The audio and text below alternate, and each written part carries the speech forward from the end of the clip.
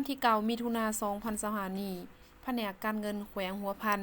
จัดกองประชุมปรึกษาหารือการจัดตั้งปฏิบัติข้อตกลงบ่ารวยการสะสางรถของรัฐฉบับเลขที่169/นย.ลงวันที่28ธันวาคม2023อยู่ที่ห้องประชุมชั้น4แผนกการเงินแขวงโดยการเป็นประธานของฐานดุลทองเพชรไสสมพันธ์รองหัวหน้าแผนกการเงินแขวงหัวพันให้เกียรติเข้าร่วมโดยฐานสมบูรณ์แกนประเสริฐรองหัวหน้ากรมทรัพย์สินกระทรวงการเงินพร้อมด้วยทีมงานมีแขกถึกเชิญมาจากแผนกการที่เกี่ยวข้องอ้อมข้างแขวงเข้าร่วม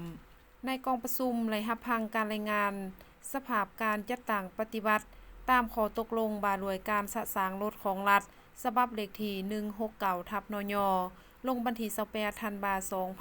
2023ปรึกษาหารือการจัดตั้งปฏิบัติข้อตกลงบ่ารวยการสะสางรถของรัฐฉบับเลขที่169/นย.ลงวันที่28ธันวาคม2023แนะนำการประกอบเอกสารชำระสะสางวิธีการคิดไหลตีมูลค่า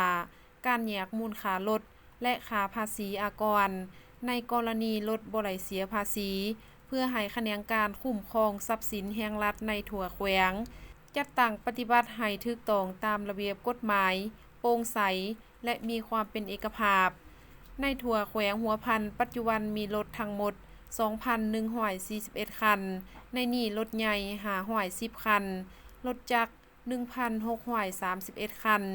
จำนวนรถที่ได้ติดแผ่นกาหมายนำใส่ QR Code สำเร็จแล้วจำนวน 2,101 คันในนี้รถใหญ่497 คันรถจักร 1,604 คันเทียบใส่เปอร์เซ็นต์แม่นจัดตั้งปฏิบัติไหล98ส่วนห้อยจำนวนรถที่ให้พนักงานบำนาญนำใส่59 คันในนี้รถใหญ่จำนวน27 คันรถจักรจำนวน32 คันสะสางออกแล้ว5 คันรถใหญ่5 คัน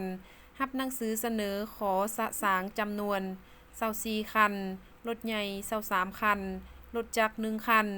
ปัจจุบันแม่นอยู่ในขั้นตอนประกอบเอกสารเพื่อสะสางออกให้ถูกต้องตามระเบียบหลักการจุดประสงค์ในการจัดกองประชุมในครั้งนี้ก็เพื่อแน่ใจเฮ็ดให้บรรดาฐานที่เข้าร่วมกองประชุม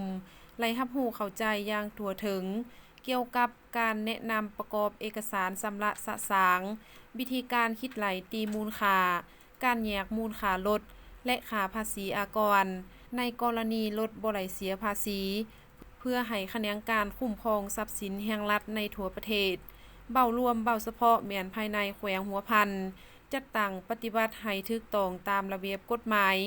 ในกองประชุมบรรดาฐานที่เข้าร่วมยังไหลพร้อมกันประกอบคำคิดคำเห็นใส่บทรายงานอย่างภาวะวิสัยเพื่อเฮ็ดให้การจัดตั้งปฏิบัติเป็นไปตามจุดประสงค์และมีผลสำเร็จเป็นอย่างดี